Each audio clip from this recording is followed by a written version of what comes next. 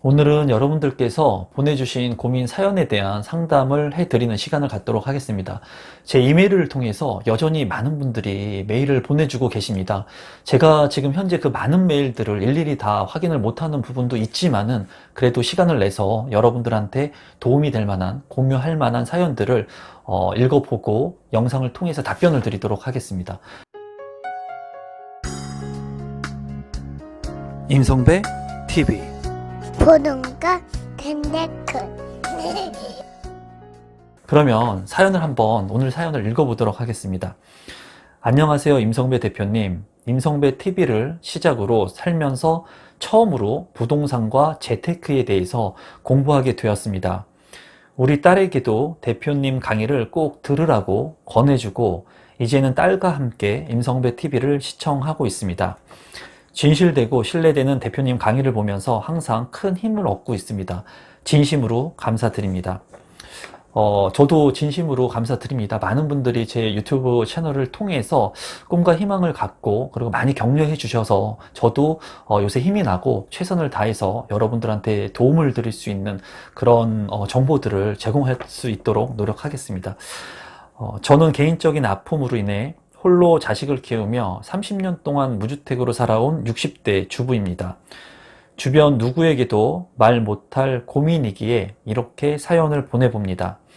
2018년도에 청약에 당첨이 되어 인천의 한 아파트를 분양받았습니다. 말로만 듣던 청약에 당첨되어서 생애 처음으로 내 집 마련을 할 수 있는 기회가 생겼구나 하며 감사하고 기뻤습니다. 2018년도에 이분은 청약 당첨이 되었다고 해요. 제가 기억하기로 2018년도만 하더라도 지금과 같이 아주 이렇게 과열양상의 시장은 아니었던 걸로 기억을 합니다. 물론 그때 당시에 또 입지가 좋았던 그런 분양 물량들은 많은 사람들이 관심을 가졌었습니다. 하지만 그래도 지금과 같이 과대 이런 청약 경쟁률이 나오는 수백 대 1이 나오는 그런 시장은 아니었어요. 그래서 이분도 인천의 한 아파트를 이제 처음으로 분양받았다고 합니다. 이제 어떤 걸 통해서 분양을 받았는지에 대한 부분은 나오지 않는데 일단은 청약 신청을 해서 아파트 당첨이 되었다고 해요. 한번 계속해서 사연을 읽어보도록 하겠습니다. 하지만 당시 인터넷에서 찾아본 정보로 그 아파트가 지하철역과 15분에서 20분 정도 떨어진 거리라는 점, 위치상 접근성이 좋지 못하여 오르지 못할 것이라는 의견들이 많았고 저로서는 집값이 떨어질 것 같다는 생각에 2020년 4월에 피 3천만 원을 받고 팔았습니다. 그저 자식을 위해 돈을 계속 모으기만 해야 하는 세월을 지나왔던지라 청약이나 아파트 분양에 대한 지식이 전혀 없다 보니 3천만 원이라도 금액에서 안심하며 팔았던 기억이 납니다. 제가 아쉬운 거는 그거죠. 제가 여러분들한테 항상 말씀드리는 부분이 있죠. 부동산은 시간을 사는 것이라는 거. 그렇기 때문에 이 시간이라고 하는 것을 잘 여러분들께서 이해를 하셔야 됩니다. 시간이라고 하는 거. 이 시간은 누구한테나 다 똑같이 주어지게 됩니다. 24시간이 주어지게 되고 1년에 365일이 주어지게 되는데 이 시간을 이제 어떻게 활용하느냐에 따라서 이 수익이라고 하는 측면을 많이 가져갈 수도 있고 많이 가져가지 못할 수가 있습니다. 근데 이 시간을 어떻게 써야 되냐면 소유권을 내 것으로 가지고 이 시간을 써야 된다는 거예요. 남한테 소유권을 주는 것이 아니라 남한테 소유권을 주고 내가 전세로 살게 되면은 나의 자산 가치는 늘지 않는 거예요. 하지만은 내가 소유권을 가지고 시간을 활용하게 되면 시간이 지났을 때 자산 가치가 올라가게 된다는 거죠. 이 부분 같은 경우에 많은 사람들이 이 프리미엄을 받고 또는 가격이 조금 올랐을 때 부동산을 매도하게 됩니다. 그것은 내가 안정적인 마진이 생겼다는 그런 믿음, 확신 또는 부동산 가격이 떨어질지도 모른다는 불안감 이런 것 때문에 일정 마진이 생겼을 때 이 초피해라고 하는 초기 프리미엄을 주고 파는 그런 경향이 많아요. 지금 같은 경우에는 실거주를 해야 되고 그리고 전매가 금지되어 있는 시장이기 때문에 어떻게 해서든지 억지로 내가 가져가는 효과를 보는 거거든요. 제 생각에는 지금 이런 전매 제한이나 이런 것들로 인해서 초피 거래를 많이 활성화시켰으면은 이렇게 피해를 보는 분들이 더 많아졌을 거라고 생각이 들어요. 정부에서 이렇게 묶어놨기 때문에 어쨌거나 내 오랫동안 가지고 있던 청약 통장을 활용해서 내 집 마련에 당첨이 되신 분들은 내가 팔고 싶어도 팔지 못하고 이제 억압적으로 강압적으로 이 시간이라고 하는 것을 내가 소유하면서 가지고 가기 때문에 향후 시간이 지났을 때는 이 아파트의 가격, 부동산의 가격, 가치 상승에 대한 부분을 이제 누릴 수 있을 겁니다. 그런데 이분 같은 경우에는 아쉽게도 3천만 원의 프리미엄을 주고 팔았다고 하죠.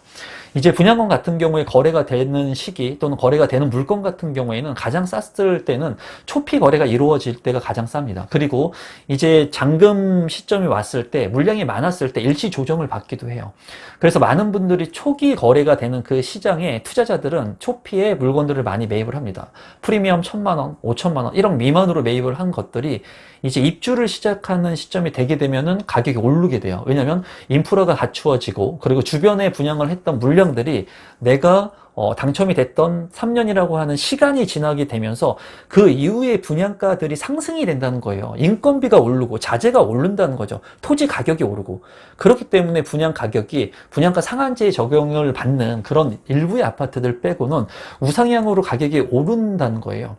근데 많은 분들이 이런 두려움 또는 가격이 떨어질 거라는 생각들을 가지고 있다는 거죠. 그 이유는 뭐냐면 부동산 거래를 많이 안 해봤기 때문이에요. 우리는 학교에서 수학 문제를 많이 풀지만 부동산을 실제로 거래하고 분양권을 거래하고 토지를 거래하고 상가를 거래하고 이런 부분들을 배우지 않습니다. 그렇기 때문에 아파트라고 하는 것, 주거라고 하는 것, 또 이런 주택이라고 하는 것을 내가 살아가면서 진짜 뭐 5번도 거래 안 하시는 분들이 많다라는 거예요. 실제로 내가 하나의 주택에 한 번 살고 뭐 2번 정도 매매를 하는 경험, 뭐 극소수는 한 번도 매매 경험을 하지 못하는 분들도 있다는 거예요. 그래서 어떻게 보면은 이렇게 초피에 단기로 돈을 받고 넘기는 분들도 많은데 이 분도 그런 것 같아요. 그리고 제가 아쉬운 거는 제 주변에도 이런 분들이 있습니다. 제가 좋은 물량들의 아파트 청약 당첨을 시켜주고 또는 경매로 그 주택을 마련해주고 했지만은 일정 기간 시간이 지난 다음에 단기로 이 부동산을 팔아서 내가 수익을 남기려고 하시는 분들이 있습니다. 그리고 상황에 따라서 어쩔 수 없이 그렇게 할 수밖에 없는 상황이 될 수도 있어요. 근데 그런 것들을 보면서 제가 19년 동안 20년 동안 부동산 경험 사업 투자를 하면서 느꼈던 것이 시간을 사야 되는데 시간을 사지 못한다는 거예요. 그 시간을 남한테 준다는 거죠. 그런 것들을 봤을 때 이 부동산의 그 원론적인 부분들 그리고 화폐의 하락이라든가 자산의 가치에 대한 부분들을 이해하게 된다면 이런 우를 범하지 않으셨을 텐데 이 사연을 보면서 조금 아쉽습니다. 그리고 지금 현재 이런 분들이 같은 그런 사연들이 많다는 거예요. 내가 가지고 있는 주택을 팔았다 또는 내가 분양받은 아파트를 뭐 프리미엄을 주고 팔았다. 그래서 나는 지금 현재 전세나 월세를 살고 있는데 이제 어떻게 해야 되느냐, 내가 집을 사야 되느냐 아니면 또 기다려야 되느냐, 이런 부분들을 고민하시는 분들이 지금도 여전히 많습니다. 그리고 지금 현재는 주택 가격이 많이 올랐어요. 이 부분은 부정할 수가 없습니다. 실제로 임대차 3법으로 인해서 전세 가격이 큰 폭으로 올랐고요. 말도 안 되게 올랐습니다. 정말. 그리고 주택 매매 가격도 큰 폭으로 올랐어요. 지금 현재. 그래서 벼락거지라고 하는 신조어가 생길 만큼 지금 주택 가격이 많이 올랐기 때문에 지금 무주택자의 분들이 진짜 진퇴양난이죠. 어떻게 할 수 없는 그런 처지에 있는 상황인 것으로 보여집니다. 그래서 제가 이 부분에서 좀 말씀드리고 싶은 것은 우리 구독자분들 중에도 아파트 당첨이 되신 분들이 있어요. 그런데도 불구하고 저한테 이 아파트를 포기하겠습니다. 또는 아파트를 뭐 팔겠습니다. 어떻게 해야 될까요? 이런 고민들을 얘기해 주시는 분들이 많거든요. 근데 저는 그렇게 말씀을 드리고 싶어요. 내가 만약에 아파트 청약을 신청해서 내 집 마련을 했다면 이 아까운 청약 통장을 쓴 거지 않습니까? 이 통장을 이제 바로 내가 또 쓸 수가 없다라는 거예요. 이제는 자격 제한이 걸리기 때문에.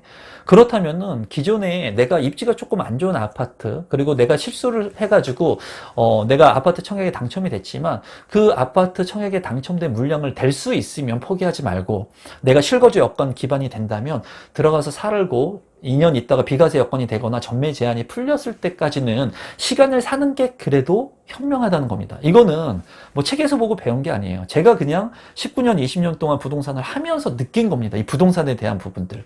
근데 여전히 아직도 많은 분들은 이 시간이라고 하는 그 개념을 이해를 잘 못하는 부분들이 많고, 제가 이런 부분들을 얘기하면은 그런 얘기들을 많이 할 거예요. 향후에 주택 공급이 많아져서 주택 가격이 떨어지면 어떻게 할 것이냐. 저도 많은 유튜브 채널들을 통해서, 제 영상을 통해서 그런 말씀을 드렸어요. 추후에 가격이 조정받을 수 있는 개연성이 있다. 충분히 있다. 왜냐하면 여당과 야당이 다 공급을 하려고 하죠. 공공 분양이나 민간 분양이나 어쨌거나 주택을 공급하려고 하는 거예요. 지금 영끌을 통해 가지고 주택 가격이 많이 오르고, 이 불안정한 시장, 공급이 많이 축소된 이 시장에서 공급을 통해서 어떻게 보면은 이 주택의 가격을 안정화시키겠다, 수요를 좀 억제시키는 효과를 보여주겠다라는 것이 여당과 야당의 지금 똑같은 하나의 그 주택 공급을 하는 플랜입니다. 그래서 추후에 시간이 뭐 지금 당장 1, 2년 안에 이루어지지는 않겠지만 3년, 4년 뒤에는 어떻게 보면은 주택의 가격이 조정받을 수 있는 개연성은 충분히 있다고 보여져요. 또한 금리 인상에 대한 부분들이 있습니다. 그리고 너무나 많이 집값이 올랐기 때문에 어떻게 보면은 주택 가격이 조정을 받을 수 있는 개연성은 충분히 있다고 저는 생각을 하고 있어요.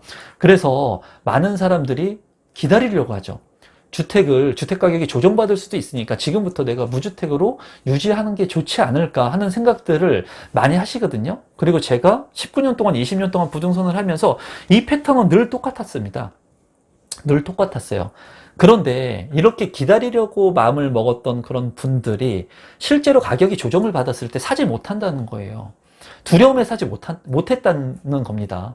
제가 20년 동안 부동산 해봤더니 대다수의 한 90%, 95%는 사지를 못한다는 거예요. 왜? 내가 오랜 기간 동안 기다렸는데 그 오랜 기간 동안 기다리면서 가격은 올라가고 약간의 조정이 있을 때 그때 내가 내 집 마련을 한다? 그거는 쉽지 않는다는 거예요. 그래서 이분도 그런 고민을 이제 하고 있는 것으로 보여지는데, 제가 한번 사연을 계속 읽어보겠습니다. 그 후로 잠잠하던 인천의 집값이 점점 오르면서 당첨됐던 아파트도 무슨 이유인지 주목을 받기 시작하더라고요. 결국 1년이 채 안 되는 시점에 1억이 넘게 올랐다는 부동산 사장님의 말씀을 들으니 부족한 제 자신이 한탄스럽고 한동안 무기력한 생활을 했던 적이 있었네요. 그 후로 부동산과 재테크에 관심을 가지기 시작했고, 틈만 나면 관련 유튜브 강의를 들으며 이전보다 나은 삶을 살려고 노력하고 있습니다. 제 영상을 지금 보시는 분들한테 말씀드리고 싶은 게, 부동산 재테크 공부는 하루라도 빨리 하는 게 좋습니다. 20대부터 하는 게 좋고, 뭐 30대, 40대, 50대라고 하더라도 내가 부동산에 관심이 없었다, 재테크에 관심이 없었다면 이 영상을 보시는 지금부터라도 하시는 게 좋고요. 그리고 뭐 책을 사고 강의를 듣지 않는다고 하더라도 좀 괜찮은, 그리고 진정성이 있는 유튜브 채널들을 본다면 그런 채널들을 통해서 많은 여러분들의 그런 부동산 재테크에 대한 능력치들을 올릴 수 있거든요. 그러니까 지금이라도 이 부동산 재테크 공부를 하신 것은 잘한 것 같습니다. 내년 3월이 전세 만기인데 남은 시간 내에 어떻게 해서든 내 집을 마련해야 할지, 아니면 집값이 떨어질 때까지 기다리면서 전세 생활을 계속 유지해야 할지 걱정에 전전긍긍하며 지내고 있습니다. 내 집 하나 마련해서 딸과 집 걱정 없이 살고 싶은 마음도 간절하지만 또 제 선택에 있어 후회할까봐 걱정이 됩니다. 라고 이제 사연을 보내주셨습니다. 이분 같은 경우에 내년이 이제 전세 그 만기인데 3월달이 집값이 떨어질 때까지 기다리면서 전세 생활을 하는 것이 유리한 것인지를 물어보셨습니다. 많은 분들이 이 부분에 대해서 얘기를 하는데요. 이 주택이라고 하는 것은 꼭 필요한 의식주의 하나입니다, 여러분. 그렇기 때문에 제가 얘기하는 것은 주택 한 채는 반드시 실거주로 가지고 있어야 돼요. 그래야지 내 삶에 안정을 취할 수가 있는 겁니다. 안정. 내가 만약에 향후에 전세 가격이 떨어지거나 주택 가격이 떨어질 거라고 예측을 하고, 내가 만약에 전세로 계속 살게 됐을 때 두 가지의 그 사안이 나올 수 있겠죠. 하나는 가격이 오르거나 하나는 가격이 떨어질 수 있을 겁니다. 만약에 내가 전세로 계속 살고 있는데 이 주택 가격이 오르게 된다면 다시 또 좌절하게 될 거예요. 그리고 이제는 더 이상 정말 꿈과 희망이 없을 수 있습니다. 하지만은 만약에 내가 주택을 샀는데 내가 주택을 전세로 사는 게 아니라 내가 구입을 한 다음에 그 주택의 가격이 반대로 떨어졌다고 했을 때는 어쨌거나 내가 살 집 하나는 있어야 된다는 거예요. 살집 하나는.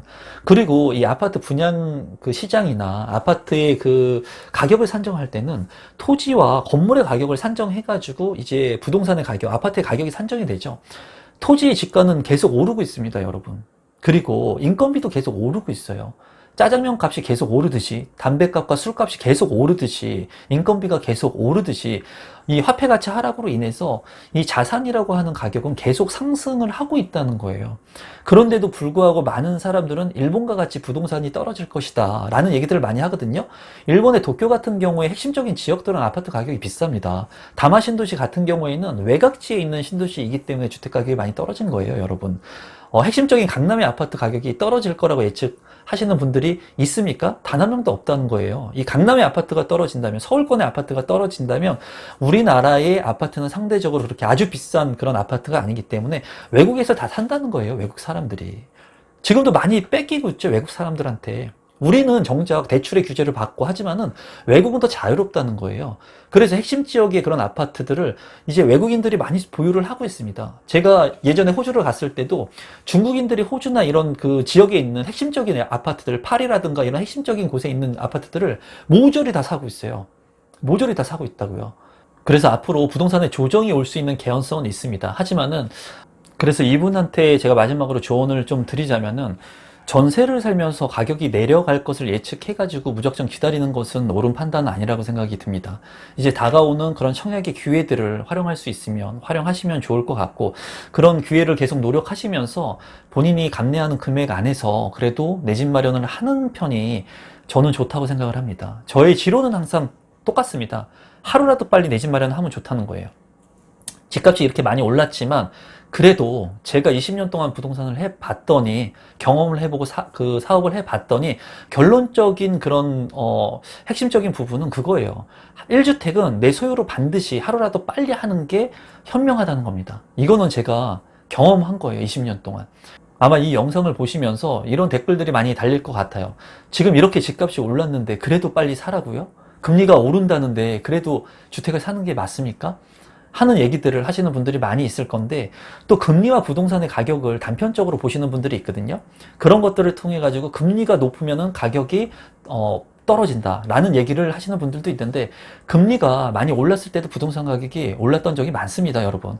단순히 부동산은 금리의 영향을 받기도 하지만 세계 경제, 국내 경제, 뭐 금리 여러 가지가 어울려져서 이 부동산의 가격이 형성이 되는 거예요. 그래서 20년이 된 부동산 투자를 한 20년이 된 저 역시도 앞으로의 미래를 예측하기 힘들다고 얘기를 하는 거예요, 여러분들한테. 저를 믿지 말라고 하지 않습니까? 그리고 저 역시도 신이 아니기 때문에 앞으로의 가격이 올라갈지 떨어질지 모른다는 겁니다. 그리고 가격이 떨어질 때는 저 역시도 굉장히 두렵고 불안하고, 가격이 오를 때 같은 경우에는 너무 오른 가격에 주택을 사는 것이 맞는가 하는 스스로의 의문점을 가지고도 있습니다. 근데 제가 부동산을 투자하고 사면서 느꼈던 것은 한 번도 내가 부동산을 싸다고 생각하면서 산 적은 없습니다, 지금까지. 제가 분양받은 아파트를 분양받을 때도 지금이 꼭지는 아닐까? 지금 너무 많이 오른 거 아닐까? 하는 생각들을 수없이 하면서 그래도 리스크를 해지하면서 제가 투자를 하고 샀던 거예요. 경매 입찰을 하고. 그렇기 때문에 여러분들께서 지금도 아마 전세를 또 사시면서 떨어질 것 같은 아파트의 가격을 무한정 기다리는 분들이 많으실 것 같은데, 그런 것들은 이제 여러분들이 잘 선택하시면 될 것 같고, 제 생각은 이번 영상을 통해서 여러분들한테 전달해 드렸습니다.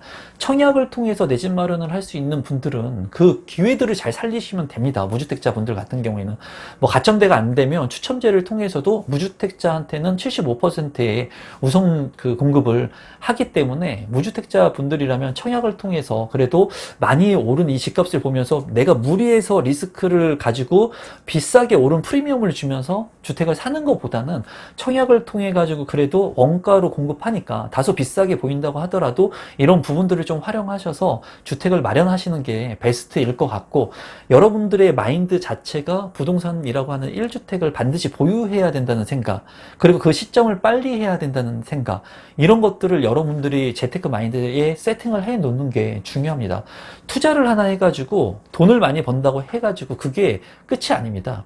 그게 끝이 아니라 올바른 재테크 마인드, 부동산을 어떻게 바라보는지, 그리고 부동산에 대한 올바른 재테크를 어떻게 내가 할 것인지, 그런 부분들을 여러분들이 마음속에 재테크 마인드를 정립을 해야 되는데, 그런 마인드가 정립되기 위해서는 1주택자가 돼야 된다는 거예요. 왜냐하면 1주택자가 돼서 내가 소고기를 먹어봤어야지 이 소고기 맛이 맛있는지 상대편한테 얘기를 해줄 수 있고, 이 고기가 맛있으니까 내가 다음에 다른 고기보다 이 소고기 먹어야겠다고 생각할 수 있는 거거든요. 1주택자가 되면, 이 1주택자가 돼서 이 자산의 가치가 올라가고, 그리고 내가 좀 이 부를 좀 늘리면 이제 그때부터는 부동산 재테크의 공부를 본인 스스로 하게 돼 있어요. 그런데 내가 무주택자로 남게 되면은 이 무주택자의 기간이 계속 늘어나게 됩니다. 이 오르는 집값을 보면서 내가 살 수가 없고 두렵다는 거예요. 지금같이 LTV, DTI에 대한 규제, DSR에 대한 규제를 계속 찍어서 누르게 하는 이 시점이 되면은 내가 대출을 통해 가지고 돈도 많이 못 버는데 대출을 통해서도 내 집 마련을 못 한다는 그런 불안감, 초조함 때문에 이 내 집 마련의 시기를 자꾸 늦추게 되는 거거든요. 어떻게 보면은 지금과 같이 대출이 강화되기 때문에 상대적으로 내가 더 좋은 물량들을 가져올 수 있는 겁니다. 반대적으로 항상 생각을 해보셔야 돼요. 반대로. 지금과 같이 대출 규제가 심하고 많은 사람들한테 기회가 많이 열려져 있지 않기 때문에 내가 생각을 바꾸고 이 대출의 그런 것들을 좀 활용하게 된다면 남들보다 조금 더 입지가 좋은 곳의 물량들을 내가 살 수 있다라는 거예요. 그래서 그런 부분들을 여러분들이 좀 참고하셨으면 좋겠고, 지금 이분과 같은 그런 사연들이 굉장히 많습니다.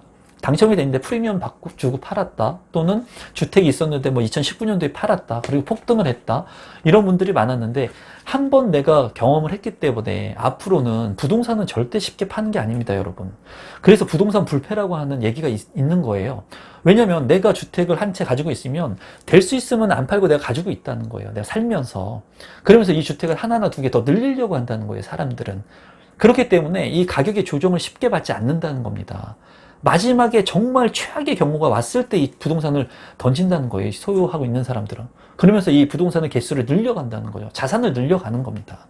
그래서 우리 구독자분들 같은 경우에 만약에 지금 어려운 분들이 많이 있으실 거예요. 뭐 이제 3기 신도시나 사전 청약이나 그 향후에 아파트 분양 물량들이 많이 예정되어 있지만, 그런 조건들을 활용하실 수 있는 분들은 그런 조건들을 잘 활용하시면 좋을 것 같고요. 그런 조건이 안 되시는 분들도 있을 겁니다. 그런 분들은 그 번외에 개발 여지가 있는 곳들 살펴보신 다음에 여러분들께서 잘 판단하셔가지고 내 집 마련의 기회를 삼으실 수 있으면 좋을 것 같습니다. 오늘 영상도 끝까지 시청해 주셔서 진심으로 감사드리고, 오늘 영상은 이것으로 마무리 짓도록 하겠습니다. 고맙습니다, 여러분.